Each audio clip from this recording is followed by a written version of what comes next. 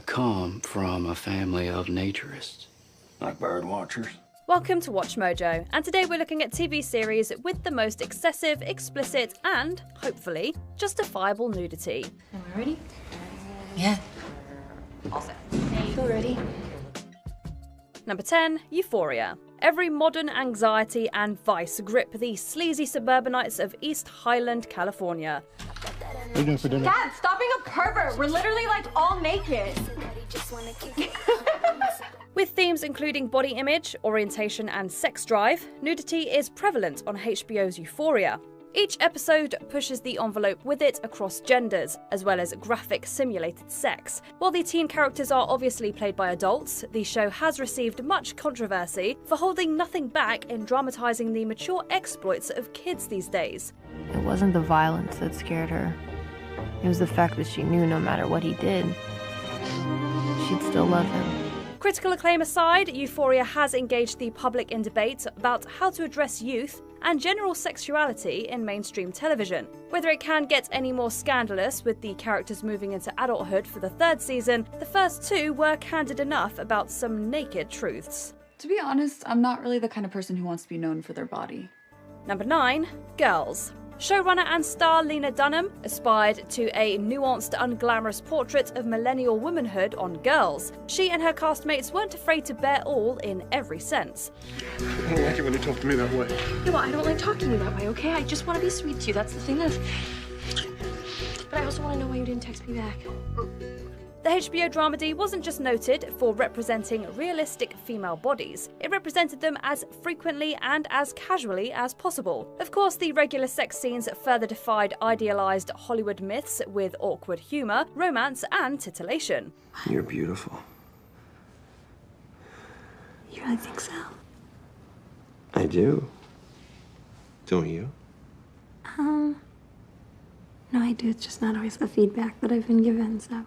It was a tasteful confrontation with anxieties about body image and nudity in everyday life. There was probably more controversy surrounding critics' scrutiny of this hallmark. I worked very, very hard to overcome the challenges of my non-traditional body type and accept myself for who I am. Whether the nudity on Girls can be considered gratuitous or refreshingly natural, there's plenty of it across 6 seasons.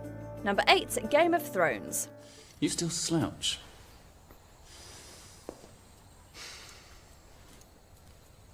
Let them see. For 8 seasons, HBO's Game of Thrones stripped all romance from the high fantasy genre. One of its most talked about methods was the extensive use of nudity, much of the cast disrobed for sensationalistic or bold, often disturbing dramatic purposes. Some actors were actually recruited from the adult film industry. Listen to me, my lady. I'm not your lady. You are. You'll always be my lady.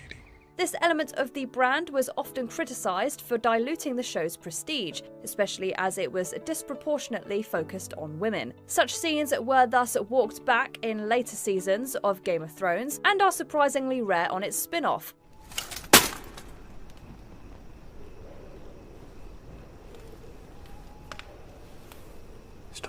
The nudity on House of the Dragon is also generally more modest and male-centric. At any rate, its predecessor had enough explicit material for several shows. Number 7, Spartacus. He does seem touch overdressed for the occasion.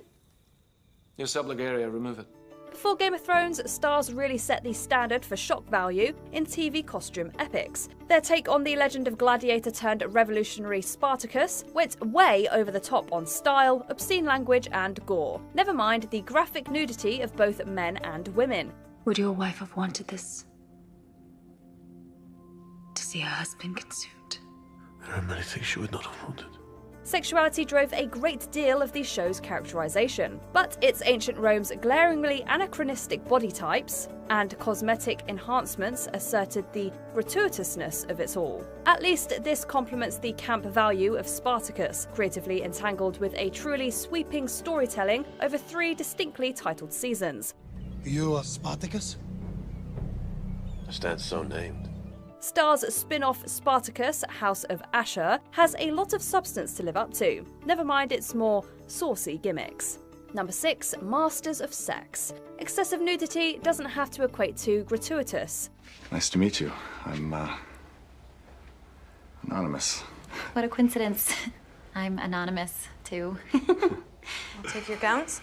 Showtime's Masters of Sex fictionalizes the lives and work of sexology pioneers William Masters and Virginia Johnson. This means that each episode is full of graphic sexual content, in the name of science. I think that's enough.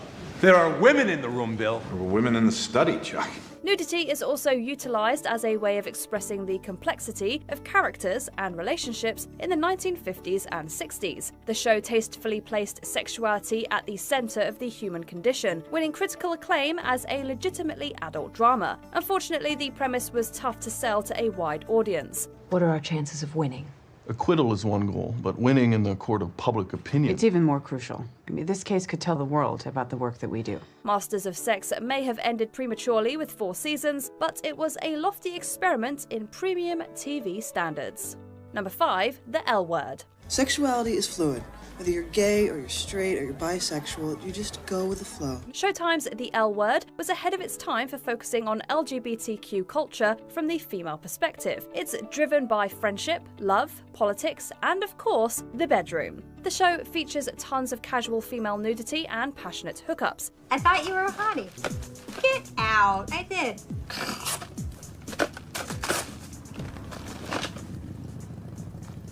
Did you really? Some feel that this key trend across 6 seasons sensationalized the subject matter. Moreover, many in the represented community criticized the perpetuation of an affluent Hollywood fantasy. The showrunners at least respected that for the short-lived reboot, The L Word: Generation Q, which was just as steamy as the original and much more diverse. I needed you to talk about nothing with, or eat spicy fruit, or vegan pizza or something, I don't know, but I needed you. Just you. And I wanted... The L Word may not have been the perfect representation for its ambition, but the explicit material is confrontational enough. Number 4, True Blood. You should take some vitamin B12 to replenish. I need to do that every day. If you don't mind, yes. The sexy vampire fantasy was practically the heart of HBO's True Blood. This steamy supernatural soap explores society after synthetic blood allows vampires to come out, as it were. Obvious allegories for sexuality, blended with camp, made graphic nudity a hallmark of 7 seasons. In fact, it escalated with each season. I'm sorry.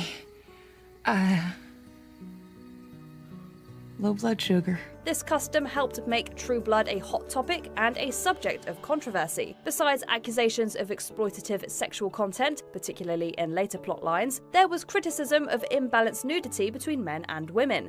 Oh, great. Now you want to save me too? I thought I was dead to you, Bill Compton. The show's ostensibly progressive themes were as divisive as its storytelling. True Blood remains a cult classic, partly for how far it took racy soap tropes on premium cable. Number 3, Californication. David Duchovny's shocking follow-up to The X-Files may as well have added 2 more X's. Sweet baby Jesus. Hank is going to hell. Showtime's Californication follows Bachelor writer Hank Moody through the Los Angeles dating and celebrity scenes. There was no shortage of beautiful people across 7 seasons, but there was a shortage of clothes. Give me a break. You once spent an entire class ranting about how much you hate Coldplay.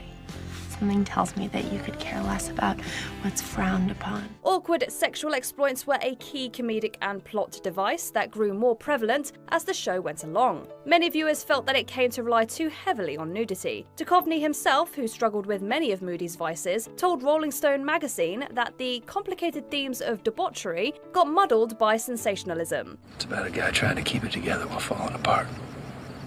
It's about life, love, sex. Californication is still a blunt portrait of excess, particularly in one area.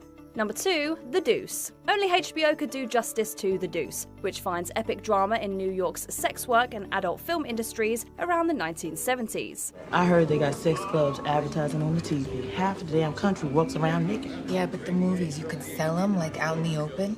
Needless to say, explicit male and female nudity is rampant in each episode. At least the boundary-pushing content was appropriate for the raunchy subject matter. The dedication to the cast and crew's comfort was no less groundbreaking. The Deuce was the first TV show to have a resident intimacy coordinator, now a standard for sex scenes in Hollywood productions. Frank, you know what a producer does? What? He solves problems.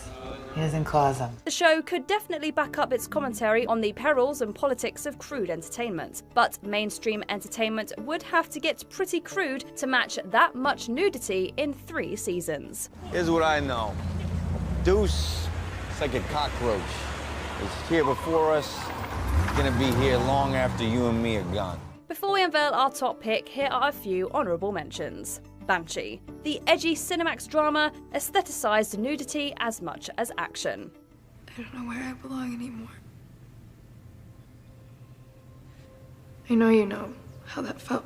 Chemistry. Cinemax's short-lived erotic dramedy challenged nudity records in just 1 season. Bourbon? When'd you start drinking bourbon? Things change. Is that what your lawyer drinks? The Girlfriend Experience. The Starz anthology tackled sexual politics thoroughly and graphically. When am I gonna see you again? Soon. Wait. My phone. I got it. Minx. This revolutionary dramedy about a feminist erotic magazine featured mostly male nudity. Sorry. I read the time wrong. I thought you guys started at 12 a.m. What audition starts at midnight? Outlander. Steamy romance has become a staple of Starz' long-running historical epic. It's getting rather late. Perhaps we should go to bed? To bed? Before we continue, be sure to subscribe to our channel and ring the bell to get notified about our latest videos. You have the option to be notified for occasional videos or all of them. If you're on your phone, make sure you go into your settings and switch on notifications. Number 1. Shameless. Paul Abbott adapted his British dramedy to working-class Chicago with even more riotous satire and nuance. Showtime's Shameless also took advantage of its premium cable format to fulfill its title. For 11 seasons, the Gallaghers coped with dysfunction through debauchery, crime, and steamy misadventures. I'm not sure what you think you're doing, but there's a policy against fraternizing with your professors. I don't want to fraternize. There were hundreds of nude scenes to progress the characters, comedy, and commentary. Emmy Rossum most notably defended this content and defended against being shamed for it. I just don't get it. Like, it's not violence, it's not offensive to anyone. I don't get it. It's the human body. Right. We're all born naked. That's true. Got it off my chest. But was all of it really necessary? Nudity was part of a shocking brand that actively outdid the competition in mature television. With even that declining over time, there may never be another show like Shameless. At least there's still quality TV behind the more crude and controversial content. Which shows do you think use their racy moments more memorably and effectively? Get frank in the comments. Well, those are pretty sexy. What else is in there? Did you enjoy this video? Check out these other clips from WatchMojo and be sure to subscribe and ring the bell to be notified about our latest videos.